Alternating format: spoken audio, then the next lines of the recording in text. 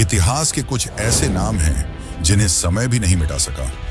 एक ऐसे भक्त की कथा जिसने जन्म लेते ही 3 दिनों तक अपनी आंखों को नहीं खोला और ना ही रोया। सबको लगा कि यह बालक अब नहीं रहा। घर में सन्नाटा छाया हुआ था। फिर आया वह दिन जब एक दासी उस बालक को लोरी सुना रही थी। उस लोरी में केवल एक नाम था, जो था राधा। जैसे ही बालक ने यह नाम सुना, उसने अपनी आंखें खोल दी। यह कथा उसी बालक की है जो श्री कृष्ण की दिव्य वंशी का अवतार माने जाते हैं। यह कथा है श्री हित हरिवंश महाप्रभु की। श्री हित हरिवंश ने 35 वर्ष की उम्र में अपना सुखी जीवन त्याग दिया और वृंदावन की यात्रा में निकल पड़े। तो सवाल आता है कि क्यों? और इस यात्रा में उन्हें प्राप्त हुआ एक भव्य मूर्ति जो स्वयं शिव जी के हृदय से उत्पन्न हुआ था। ऐसा क्यों कहते हैं कि श्री हरिवंश का जन्म केवल राधा के लिए हुआ था? आखिर क्या रहस्य है राधा वल्लभ मूर्ति के पीछे का? क्या राधा वल्लभ की मूर्ति जीवित है?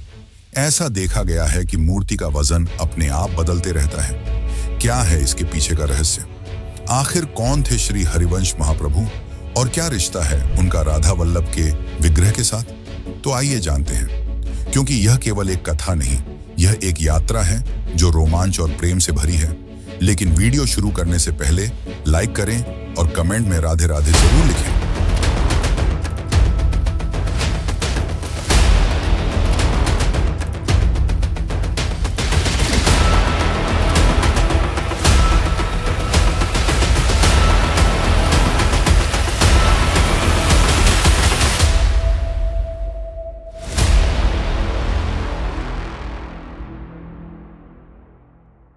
ये कथा की शुरुआत होती है उत्तर भारत में सहारनपुर के एक छोटे से गांव से, जिसे आज देवबंद के नाम से जाना जाता है।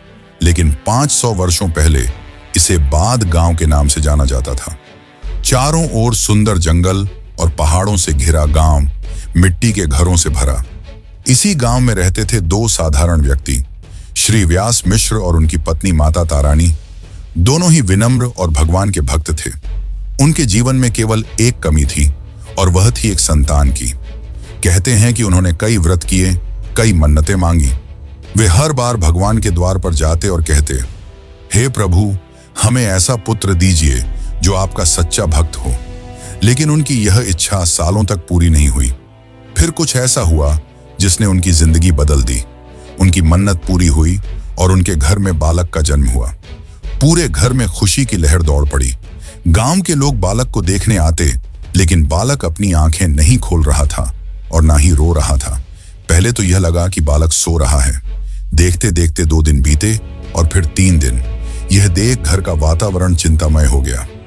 श्री व्यास मिश्र और उनकी पत्नी माता तारानी को यह समझ नहीं आ रहा था कि यह किस बीमारी के लक्षण हैं। घर में बाहर से एक दासी काम करने आती थी और एक दिन दासी ने बालक को पालकी में झुलाते हुए लोरी गाना शुरू किया, जिसमें वह बार बार राधा राधा का नाम ले रही थी। जैसे ही बालक के कान में राधा का नाम गया, उसकी पलकें हिलने लगीं और उसने आंखें खोल दी। वह रोने लगा। यह देख घर में सभी चौंक गए। यह घटना श्री व्यास मिश्र और माता तारानी को साधारण नहीं लगी। उन्हें लगा कि यह भगवान का संकेत है। इसी कारण से वैष्णव परंपरा में यह बात प्रचलित है कि हित हरिवंश महाप्रभु वास्तव में भगवान श्री कृष्ण की वंशी का अवतार थे। जिस प्रकार श्री कृष्ण की बांसुरी से निकली धुन उनके हृदय से जुड़ी होती है, उसी प्रकार श्री हरिवंश के हृदय से जुड़ी है राधा। लेकिन ऐसा क्या हुआ कि 32 साल की उम्र में श्री हरिवंश ने अपने घर को त्याग दिया?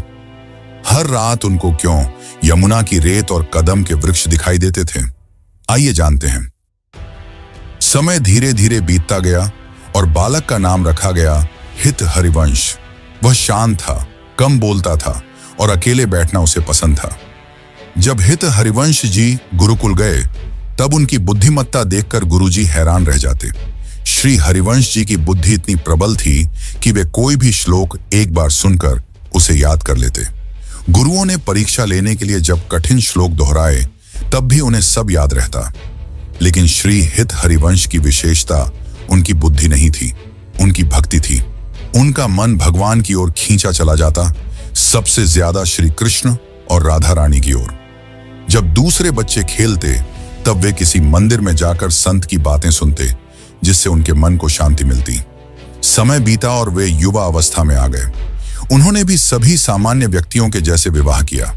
रुक्मिणी देवी, जो श्री हरिवंश की पत्नी थीं, वह धर्म को मानने वाली सरल स्वभाव की महिला थीं।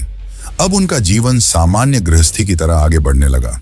श्री हरिवंश के जीवन में किसी भी सुख की कमी नहीं थी। एक अच्छी पत्नी, अच्छा पुत्र और घर, हर कोई उनका सम्मान करता। घर में सुख सुविधाएं थीं, लेकिन इतना समृद्ध जीवन होने के बाद भी ऐसा क्या हुआ कि उन्होंने अपने परिवार को त्याग दिया? क्यों उन्होंने अपनी पत्नी को अकेला छोड़ दिया? दिन में वे अपना सारा कर्तव्य निभाते, परिवार की जिम्मेदारी, समाज के काम। दूर से देखकर कोई नहीं बता सकता था कि उनका मन विचलित है, लेकिन जैसे ही रात होती, उन्हें ऐसा आभास होता कि कोई उन्हें पुकार रहा है। वे रात में देर से सोते, सोच में डूबे रहते, उनका मन बेचैन रहता। हर रात वे स्वप्न में देखते कि वे किसी अनजानी जगह पर हैं, जहां से बांसुरी की धुन सुनाई देती है। अक्सर उन्हें सपने में एक सुंदर स्त्री दिखाई देती, जो राधा रानी थी। एक बार राधा रानी ने हरिवंश के सपने में आकर उन्हें यह आदेश दिया कि उनके घर के सामने जो पीपल का पेड़ है, उसमें एक अद्भुत लाल पत्ता है जिसमें युगल मंत्र अंकित है। उन्होंने उस मंत्र को श्री हरिवंश को ग्रहण करने और प्रचार करने को कहा। इस प्रकार राधा रानी श्री हित हरिवंश की गुरु मानी जाती हैं। समय बीता और हरिवंश के मन में बेचैनी बढ़ने लगी। वे 32 वर्ष के हो चुके थे।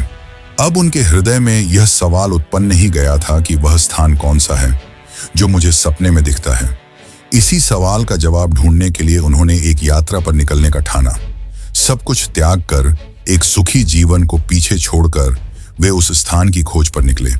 लेकिन कैसे राधा वल्लभ की मूर्ति की स्थापना हुई? कैसे श्री हरिवंश ने यह विग्रह को प्राप्त किया? आइए जानते हैं। यात्रा करते करते श्री हरिवंश रात को एक गांव में पहुंचे थे, जिसका नाम था चिड़थावल। यह गांव साधारण था, कच्चे घर, शांत वातावरण। लेकिन अब जो होने वाला था, उसने हरिवंश का जीवन ही बदल दिया। इस गांव के एक ब्राह्मण का नाम आत्मदेव था। आत्मदेव का घर भक्तिमय था। वे एक शांत स्वभाव के व्यक्ति थे, लेकिन उनके जीवन की एक बात ऐसी थी जिसे कोई नहीं जानता था। उनके घर के कोने में एक संदूक रखा रहता था, जिसके सामने हमेशा दिया जलता रहता। जब महाप्रभु उस गांव में पहुंचे, तो आत्मदेव ने उन्हें अपने घर पर विश्राम करने का निमंत्रण दिया, जिसे महाप्रभु ने स्वीकार कर लिया। उस रात सब कुछ सामान्य था। दोनों ही भोजन करके सो चुके थे। रात में आत्मदेव को एक स्वप्न आया कि जिस धरोहर को वे पीढ़ियों से संभाल कर रखे हुए हैं, उसे लेने सच्चा स्वामी उनके घर आ चुका है। यह एक आदेश था और वे यह समझ चुके थे। यह स्वप्न भगवान राधा वल्लभ के विग्रह से संबंधित था। आत्मदेव के पूर्वज, परदादा और उसके भी पूर्वज एक ब्राह्मण तपस्वी थे। उन्होंने कैलाश पर्वत पर कठिन तपस्या कर शिव जी को प्रसन्न किया था। शिव जी ने जब वरदान मांगने को कहा, तब उन्होंने कोई शक्ति नहीं मांगी। उन्होंने कहा, हे प्रभु, जो भी आपके हृदय के सबसे करीब है, वह मुझे दे दीजिए। यह बात बहुत कम लोग जानते हैं कि भगवान शिव अपने हृदय में सदा राधा कृष्ण की युगल मूर्ति का ध्यान करते थे। शिव जी ने कहा, मेरे हृदय में सदा जो विराजमान है, वही श्री राधा वल्लभ जी का यह दिव्य विग्रह है। उन्होंने इस भव्य विग्रह को अपने हृदय से प्रकट किया और सौंप दिया। साथ ही इसकी पूजा के विधि विधानों को भी समझाया। शिव जी ने भविष्यवाणी कर दी थी कि पीढ़ियों तक इसे संभाल कर रखा जाएगा और स्वयं राधा रानी इसके असली स्वामी को इस तक पहुंचाएंगी। यही कारण है कि कहा जाता है, राधा वल्लभ जी का विग्रह शिव जी के हृदय से उत्पन्न हुआ है। तभी से उस विग्रह को पीढ़ी दर पीढ़ी सुरक्षित रखा गया। आत्मदेव उस परंपरा के अंतिम रक्षक थे। वे हमेशा विग्रह की पूजा और सेवा करते। लेकिन उस रात कुछ और भी हुआ। उसी रात श्री हरिवंश को भी एक स्वप्न आया। उन्हें स्वयं राधा रानी ने दर्शन दिया और कहा, चिड़थावल में आत्मदेव ब्राह्मण के यहाँ मेरा विग्रह सुरक्षित है। उसे लेकर वृंदावन चले आओ और उनकी 2 पुत्रियों से विवाह भी कर लो। सुबह होते ही आत्मदेव सीधे श्री हरिवंश के पास गए और उन्हें अपने स्वप्न के बारे में बताया। उन्होंने श्री हरिवंश को घर के कोने में उस भव्य संदूक को खोलकर दिखाया। जैसे ही उन्होंने उस विग्रह को देखा, वे समझ गए कि यही वह दिव्य राधा वल्लभ जी का विग्रह है। आत्मदेव ने विग्रह को श्री हरिवंश के हाथों सौंप दिया। यह कोई बनाई हुई मूर्ति नहीं थी, यह भगवान शिव के हृदय से उत्पन्न हुई मूर्ति थी। इसके बाद आत्मदेव ने अपनी दोनों पुत्रियों का विवाह श्री हरिवंश से कर दिया और दहेज में राधा वल्लभ जी की मूर्ति दे दी। लेकिन यहां से यात्रा और भी कठिन होने वाली थी। क्या हुआ जब डाकुओं ने श्री हरिवंश की परीक्षा लेने का निर्णय लिया, और वह कैसी घातक परीक्षा थी? आगे जानने से पहले वीडियो को लाइक जरूर करें। चिड़थावल की उस अद्भुत घटना के बाद हित हरिवंश महाप्रभु की यात्रा अब अपने असली गंतव्य की ओर बढ़ चुकी थी। वे अकेले नहीं थे, उनके साथ उनकी दो पत्नियां कृष्ण दासी और मनोहारी दासी थीं। वे दोनों ने अपना पूरा जीवन श्री हरिवंश की सेवा में लगा दिया। दोनों भगवान के लिए प्रसाद बनाने और पूजा करने में सहायता करती। जैसे जैसे वे आगे बढ़े, उनके भीतर की पुकार बढ़ती गई, और फिर वह समय आया जब श्री हरिवंश के कदम उस स्थान पर पड़े जिसे वे अक्सर अपने सपनों में देखा करते, यानी वृंदावन। लेकिन 16वीं शताब्दी का वृंदावन वैसा नहीं था जैसे आज हम देखते हैं। उस समय चारों ओर पेड़ पौधे और जंगल थे, एक बीहड़, रहस्यमयी और खतरनाक स्थान। कई स्थान तो ऐसे थे जहां दिन में भी रोशनी नहीं पहुंचती थी। यह भूमि पवित्र के साथ डरावनी भी थी। यहां जंगली जानवरों का खतरा हमेशा बना रहता, और उससे भी ज्यादा खतरा था डाकुओं का। इसीलिए आम व्यक्ति यहां जाने से डरते थे। जैसे ही महाप्रभु वृंदावन पहुंचे तो उनकी नजर मदन टेर पर जा पड़ी। मदन टेर एक ऊंचा टीला था जो जंगल के बीचों बीच स्थित था। उन्होंने साधारण पेड़ों की लताओं और टहनियों से एक साधारण सी कुटिया बनाई, जिसमें भगवान राधा वल्लभ के विग्रह को स्थापित किया और उनकी पूजा की। दिन हो या रात, वे भगवान की भक्ति में ही लीन रहते। लेकिन उस समय आसपास का पूरा स्थान डाकुओं के कब्जे में था, और डाकू यह सब देख रहे थे। उन्हें यकीन नहीं हो रहा था कि कैसे कोई साधारण सा साधु बिना किसी हथियार या सुरक्षा के इतने खतरनाक जंगल में रह रहा है। कुछ लोगों को शक होने लगा कि यह व्यक्ति सोना छिपा रहा है। कुछ ने कहा, यह कोई साधारण व्यक्ति नहीं हो सकता। एक दिन डाकू मदन टेर पर हथियार लेकर पहुंचे। उन्होंने श्री हरिवंश से पूछा, कौन हो तुम साधु? श्री हरिवंश ने अपनी यात्रा का उल्लेख किया, लेकिन डाकुओं को विश्वास नहीं हो रहा था। उन्हें लग रहा था कि यह कोई ढोंगी साधु है। डाकुओं ने हरिवंश जी को डराया, मृत्यु की धमकी दी, लेकिन वे शांत खड़े रहे। अंत में उन्होंने श्री हरिवंश की परीक्षा लेने का सोचा। उन्होंने हरिवंश जी को धनुष बाण दिए और कहा कि अगर तुम यह धनुष चला सके तो तुम्हारे प्राण बख्श दिए जाएंगे, नहीं तो तुम्हारी मृत्यु होगी। श्री हरिवंश ने धनुष उठाया और भगवान राधा वल्लभ का ध्यान करने लगे। सभी हंस रहे थे। उन्हें लग रहा था कि यह साधारण सा साधु कैसे एक धनुष चला पाएगा। लेकिन जैसे ही श्री हरिवंश ने धनुष चलाया, तीर हवा में इतनी रफ्तार से और इतना दूर गया कि मानो कहीं आसमान में अदृश्य हो गया हो। वह तीर नदियों को पार कर पहाड़ों के पार चला गया। यह देख सभी डाकू चौंक गए। उन्हें समझ आ गया कि यह कोई साधारण साधु नहीं है। डाकुओं के सरदार ने हाथ जोड़कर उनसे माफी मांगी और कहा, महात्मन, हम अज्ञानी थे, आपकी शक्ति को पहचान नहीं पाए। कृपया हमें अपना शिष्य स्वीकार करें। महाप्रभु ने उन्हें उठाया और कहा, यह सब तो भगवान राधा वल्लभ की कृपा है। उन्होंने डाकुओं को भक्ति का मार्ग दिखाया। मदन टेर की उस घटना के बाद वृंदावन एक भयानक स्थान से सुंदरमय स्थान बनने लगा, भक्ति और प्रेम का स्थान। उस सदी में भक्ति का अर्थ केवल कठोर तपस्या, त्याग और साधना होता था, जिसे महाप्रभु ने पूरी तरह से बदल दिया। वे अपने शिष्यों से कहते कि भगवान को पाने के लिए कठोर तपस्या की नहीं, बल्कि प्रेम और अपनापन की जरूरत है। उन्होंने कभी किसी को कठोर नियमों से नहीं बांधा, लेकिन उनकी दिव्यता यहीं तक सीमित नहीं थी। उन्होंने एक नई परंपरा की शुरुआत की। पर ऐसा क्यों कहा जाता है कि श्री कृष्ण के पास पहुंचने के लिए पहले राधा के पास पहुंचना होगा? धीरे धीरे कई लोग उनकी ओर खींचे चले गए।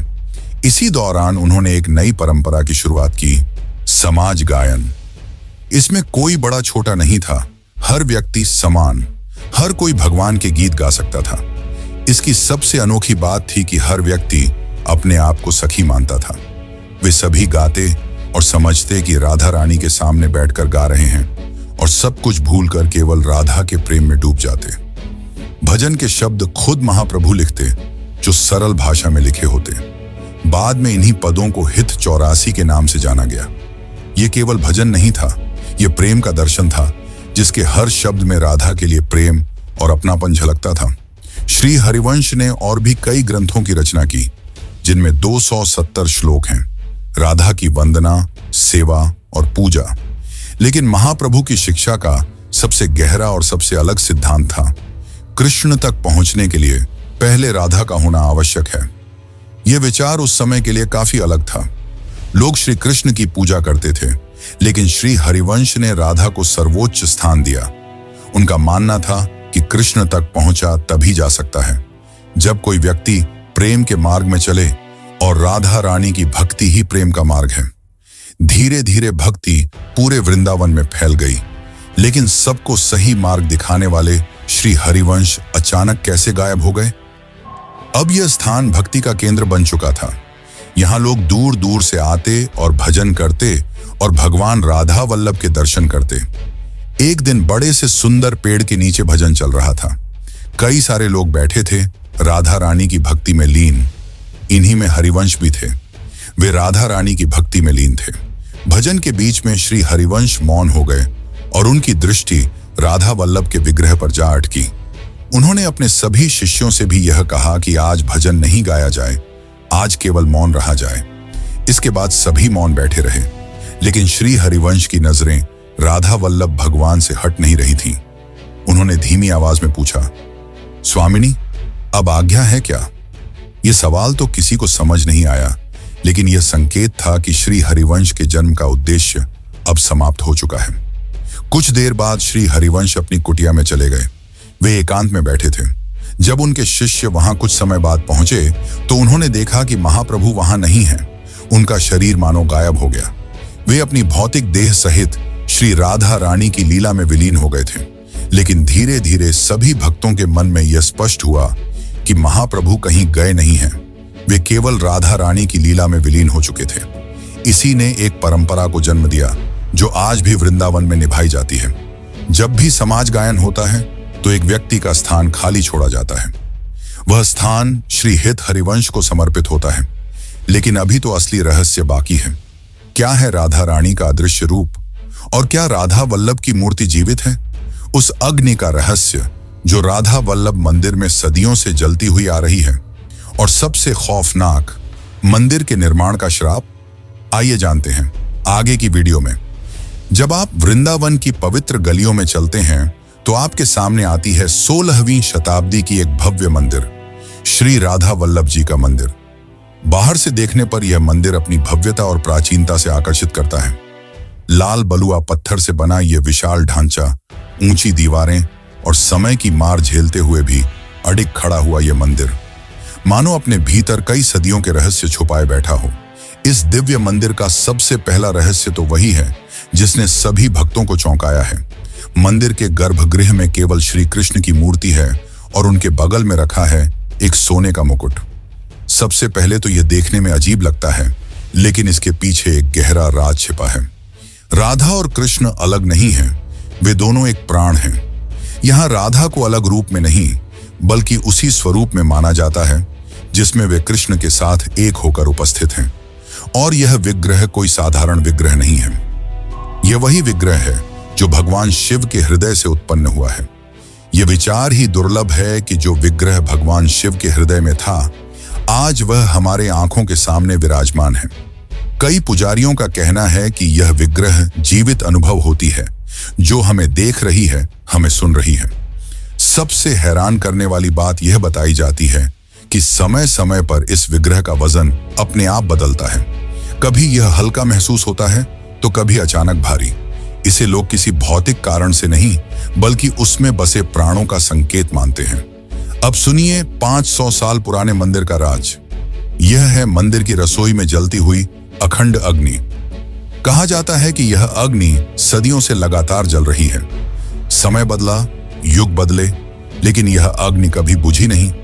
आज भी भगवान के लिए प्रसाद इसी अग्नि में बनाया जाता है।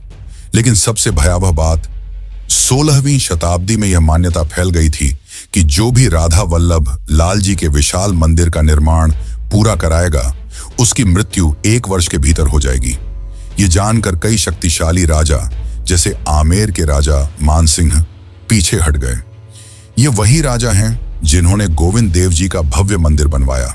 लेकिन एक राजा था जिसने यह जानने के बाद भी मंदिर का निर्माण करवाया।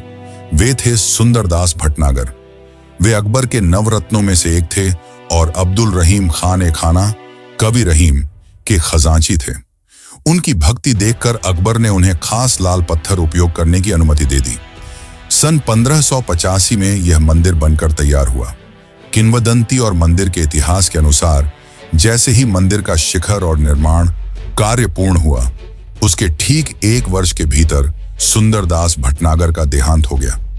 यह घटना आज भी लोगों के मन में उस श्राप को और गहरा कर देती है। इसकी वास्तुकला और बनावट भी अपने आप में ही एक पहेली है। यह मंदिर तब निर्माण किया गया जब भारत पर मुगलों का शासन था, यानी यह मंदिर मुगल और हिंदुओं का अद्भुत संगम है। लाल बलुआ पत्थर की मजबूत संरचना, मेहराबें और पारंपरिक शैली, ये सब मिलकर इसे एक अनोखा रूप देते हैं। लेकिन क्या है इस मंदिर के पीछे की कहावत का रहस्य? राधा वल्लभ दर्शन दुर्लभ, ऐसा क्यों कहा जाता है?